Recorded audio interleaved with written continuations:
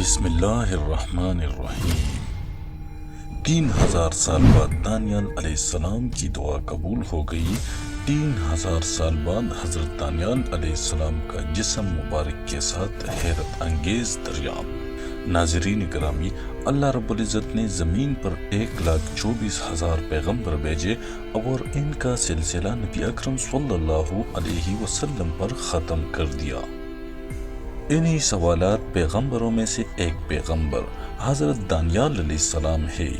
یہ اس لحاظ سے منفرد ہے کہ انہوں نے اللہ رب العزت سے دعا کی تھی کہ انہیں حضرت محمد مصطفیٰ صلی اللہ علیہ وسلم کی امت کے ہاتھوں دفن ہونا نصیب ہو، اور ان کی دعا قبول کر لی گئی۔ حضرت دانیال علیہ السلام جس قوم میں مبعوث ہوئے، انہوں نے حضرت دانیال علیہ السلام کی وفات کے بعد انہیں تابوت میں محفوظ کر لیا اور ان کے تابوت کو برکت کے لیے استعمال کرنے لگے اور انہیں دفن نہیں کیا۔ پھر وہ وقت آیا جب 3000 سال بعد حضرت دانیال علیہ السلام کو نبی کریم صلی اللہ علیہ وسلم کی امت کے بہترین افراد کے ہاتھوں دفن ہونا نصیب ہوا۔ یہ وہ وقت تھا جب اسلامی سلطنت پوری دنیا پر پھیل رہی تھی اور دنیا کی دونوں سپر پاورز یعنی سلطنت ایران اور سلطنت روم نبی اکرم صلی اللہ علیہ وسلم کے جانساروں کے ہاتھوں نیز و نابود ہو رہی تھی۔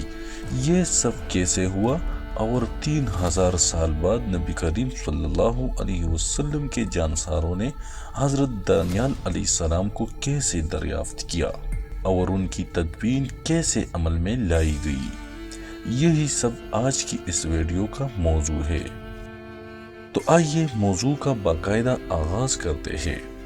ناظرین گرامی، جیسا کہ ہم پہلے بتا چکے ہیں کہ حضرت دانیال علیہ السلام کی قوم نے حضرت دانیال علیہ السلام کی وفات کے بعد ان کا جسدہ کی ایک تابوت میں محفوظ کر دیا۔ اس تابوت میں حضرت دانیال علیہ السلام کی انگوٹھی مبارک بھی موجود تھی اور وہ حضرت دانیال علیہ السلام کو اپنی دعائیں قبول کرنے کا ذریعہ مانتے تھے۔ جب قحط کا موسم آتا تو حضرت دانیال علیہ السلام کے تابوت کو نکال کر کھلے میدان میں لایا جاتا اور دعا مانگی جاتی، جس سے بارشیں برسنے لگتی اور قحط دور ہو جاتا۔ اسی طرح حضرت دانیال علیہ السلام کے تابوت کے وسیلے سے وہ فتح و کامرانی کی دعا بھی مانگنا کرتے تھے۔ یہ تابوت نسل در نسل چلتا ہوا سلطنت ایران کے پاس آ گیا۔ حضرت دانیال علیہ السلام کی پیدائش کی کہانی بڑی عجیب و غریب ہے۔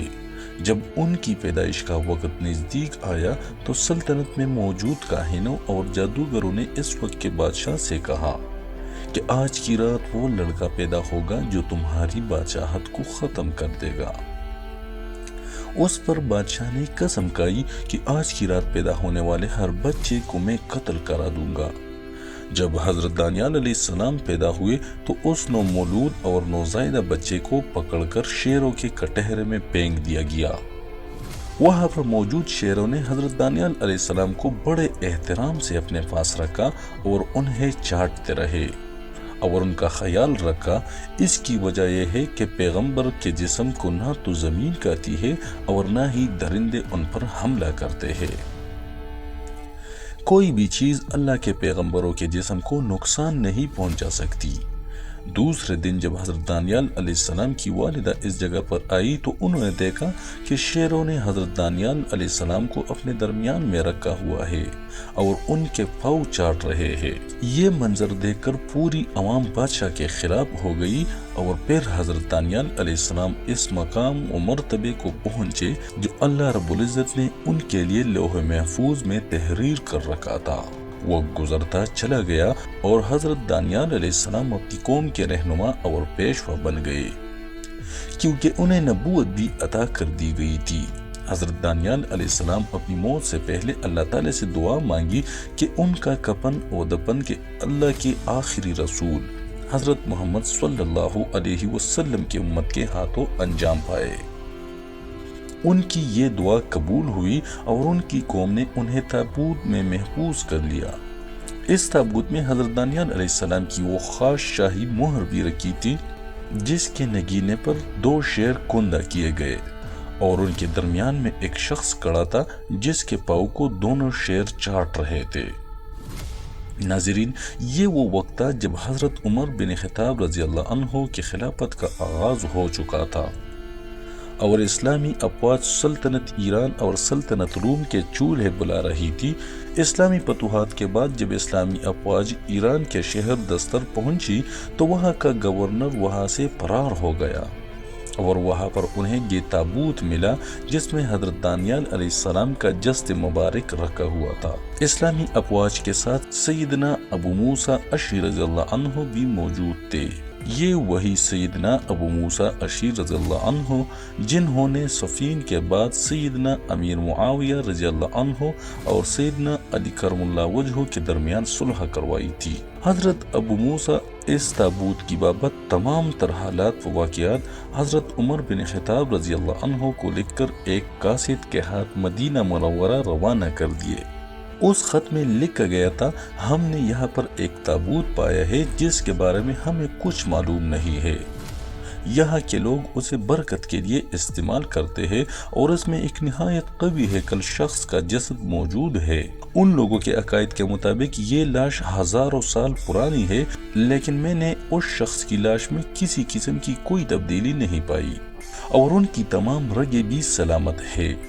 اس تابوت میں ایک مٹکا بھی موجود ہے جس میں کچھ چربی اور اس کے اندر 10,000 درہم بھی رکھے گئے ہیں، اور اس کے ساتھ ساتھ اس تابوت میں ایک بہت ہی خوبصورت انگوٹھی بھی ہے جس کے نگینے پر 2 شیروں کی تصویر کندہ ہے جن کے درمیان ایک شخص بیٹھا ہے اور دونوں شیر اس شخص کے پاؤں چاٹ رہے ہیں۔ حضرت عمر بن خطاب رضی اللہ عنہ کو یہ خط ملا تو انہوں نے اس کا تفصیلی جواب حضرت موسیٰ کو روانہ کر دیا۔ حضرت عمر رضی اللہ عنہ نے حکم دیا اس مٹکے میں موجود 10,000 درہم عوام کے اور اسلامی فوج میں تقسیم کر دیا جائے۔ وہ انگوٹھی حضرت عمر رضی اللہ عنہ نے اپنے حکم سے سیدنا ابو موسیٰ اشعری رضی اللہ عنہ کو ہدیہ کر دی اور حکم دیا کہ وہ آپ پہلے۔ حضرت عمر رضی اللہ عنہ نے اپنے خط میں لکھا کہ دراصل یہ لاش حضرت دانیال علیہ السلام کی ہے اور یہ اللہ رب العزت کے بڑے ہی محبوب پیغمبر ہے۔ اس کے بعد انہوں نے ایک اور حدیث کا حوالہ دیا اور کہا کہ حضرت دانیال علیہ السلام نے اپنی وفات کے بعد اللہ تعالیٰ سے دعا کی تھی کہ انہیں رحمت للعالمین حضرت محمد مصطفیٰ صلی اللہ علیہ وسلم کی امت کے ہاتھوں دفن ہونا نصیب ہو، تو تم حضرت دانیال علیہ السلام کو دفن کرنے کا انتظام کرو، لیکن خیال رہے کہ ان کا قبر کا نشان کبھی بھی کسی کے علم میں نہ آئے، تاکہ بعد میں حضرت دانیال علیہ السلام کی قبر کو ایک بار پھر یہ لوگ اپنی پوجا پاٹ کے لیے استعمال نہ کر سکے اور اس سے شرک نہ پھیلے۔ حضرت ابو موسیٰ نے یہ ہدایات ملنے پر ان کے مطابق عمل کیا، انگوٹھی اپنے پاس رکھ لی۔ اس مٹکے میں موجود 10,000 درہم نکال کر حضرت عمر رضی اللہ عنہ کے حکم کے مطابق اسلامی فوج میں تقسیم کر دیے گئے۔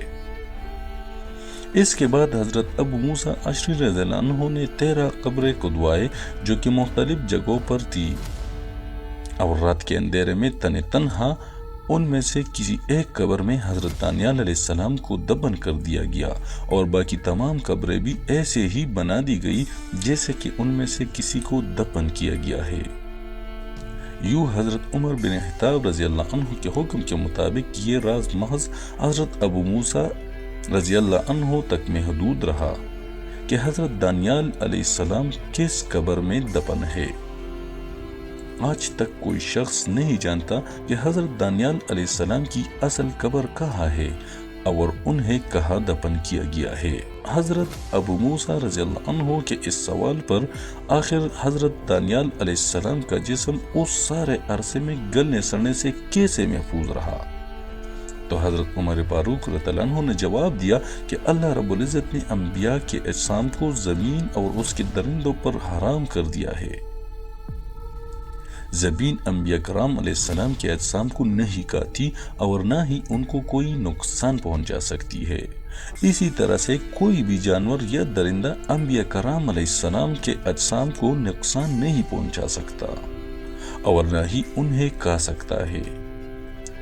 یوں حضرت دانیال علیہ السلام کی دعا قبول ہوئی اور انہیں نبی کریم صلی اللہ علیہ وسلم کے جانثار صحابوں کے ہاتھوں تدفین کا یہ موقع نصیب ہوا۔